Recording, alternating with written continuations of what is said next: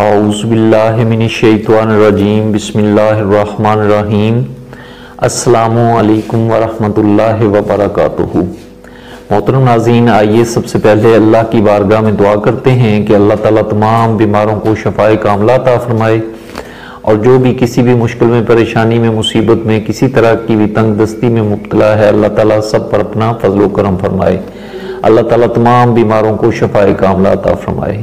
آج میں آپ کے ساتھ ایک نہایت ہی اہم موضوع پر گفتگو کرنے لگا ہوں۔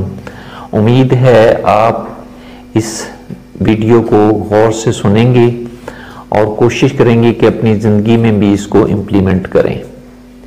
ناظرین، آج کل آپ دیکھ رہے ہیں سوشل میڈیا پر بہتان تراشی کا ایک بہت بڑا طوفان برپا ہوا ہے۔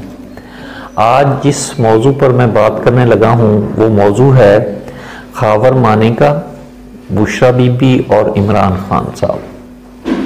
دیکھیے، بشرا بی بی کی شادی میں خاور مانی کا کہ ہاں 5 بچے پیدا ہوئے، اور کسی بھی ناچاکی کی وجہ سے آج سے 6 سال قبل ان کے درمیان علیحدگی ہو گئی، اور اس کا سارا جو ہے نا معاملہ آپ جانتے ہیں کہ اس کے بعد بشرا بی بی کا نکاح عمران خان صاحب سے ہو گیا۔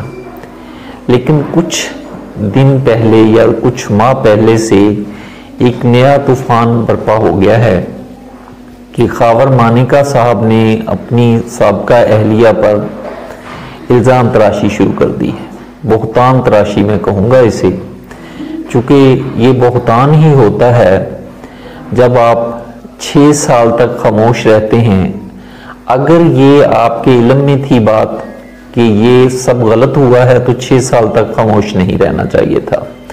اگر آپ 6 سال تک خاموش رہے ہیں تو پھر آپ کو اب بھی خاموش رہنا چاہیے تھا۔ اب کون سی ایسی آفت آن پڑی ہے کہ آپ نے بہتان تراشی شروع کر دی ہے؟ قرآن مجید فرقان حمید میں یہ کچھ اس طرح سے ہے کہ جو بھی کسی پر بہتان لگاتا ہے وہ گناہ کبیرہ کا مرتکب ہوتا ہے۔ اب یہ اللہ کی ذات جانتی ہے یا یہ میاں بی بی جانتے ہیں؟ جبکہ بشرا بی بی نے یہ بیان بہت پہلے دیا تھا کہ میں نے اپنا نکاح عدت کے بعد عمران خان صاحب سے کیا ہے۔ دیکھیے، یہ عزت کا معاملہ ہے، ہمیں کسی کو بھی اس معاملے میں انٹرفیئر نہیں کرنا چاہیے۔ رہی بات یہ کہ خاور مانیکا صاحب بھی ماشاءاللہ بارش شخص ہیں، اور انہوں نے اگر سنتے رسول رکھی ہوئی ہے تو دین کی بھی سمجھ بوجھ ضرور ہوگی انہیں، اور ہونی بھی چاہیے۔ دیکھیں، جس خاتون کے ساتھ آپ اتنا عرصہ نکاح کے ساتھ رہے ہیں، اب جب آپ کی علیحدگی ہوئے 6 سال ہو گئے ہیں تو اب آپ کو یاد آ گیا کہ ان کی بیوی جو ہیں بشرا بی بی، ان کا کردار ٹھیک نہیں تھا، آپ ان کے کردار پہ بھی انگلیاں اٹھا رہے ہیں اور مختلف طرح کے بہتان لگا رہے ہیں۔ یہ کوئی اچھی بات نہیں ہے۔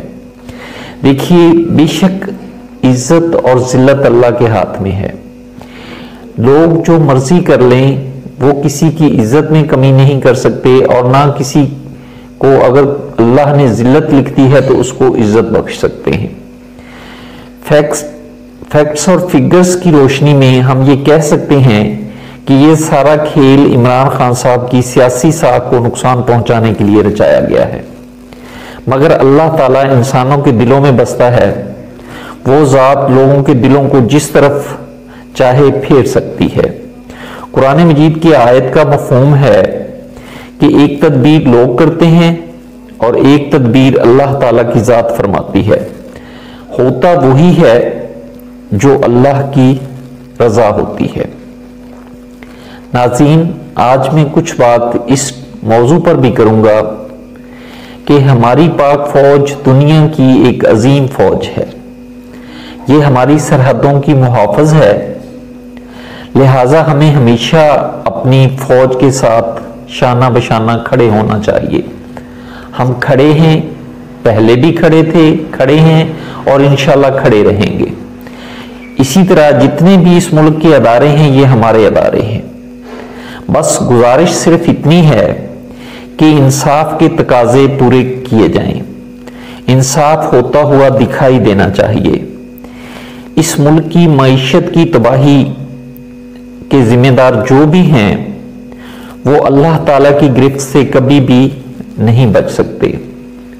ناظرین، میں نے آپ کے سامنے مختصر سی بات رکھی ہے کہ میاں بیوی کا رشتہ ایک ایسا رشتہ ہوتا ہے، میاں بیوی کو ایک دوسرے کے لباس قرار دیا گیا ہے، تو اگر کوئی خود ہی اپنے لباس اتار کے پھینکنا شروع کر دے اور برہنہ ہونا شروع ہو جائے تو اس کا تو کوئی علاج نہیں ہے۔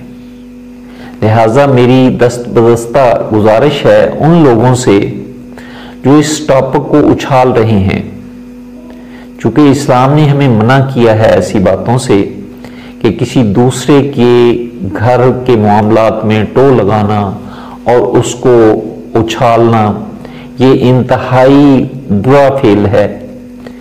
اسی طرح کل ایک واقعہ بھی پیش آیا ہے، جب بشرا بی بی اڈیالہ جیل میں جا رہی تھیں تو کچھ شرپسند عناصر ان کی گاڑی کے آگے جو ہے نا نعرے بازی کرنے لگ گئے۔ بھائی صاحب، اپنے گھروں کو دیکھیں، ہماری ذمہ داری اپنے گھروں کی ہے، ہم دوسروں کی طرف انگلیاں اٹھاتے ہیں۔ دیکھیے کہیں ایسا نہ ہو کہ یہی انگلی جو ہم دوسروں کی طرف اٹھاتے ہیں یہ کئی گنا ہو کہ ہمارے اپنے گھروں کی طرف اٹھنی شروع ہو جائے، تو وہ تو پھر ہمیں بھی تکلیف دے گی۔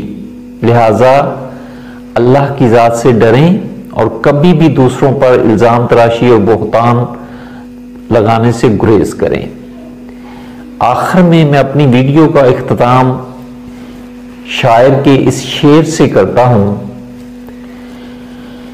حاسد حسد کی آگ میں خود ہی جلا کرے، حاسد حسد کی آگ میں خود ہی جلا کرے، وہ شمع کیا بجھے جسے روشن خدا کرے۔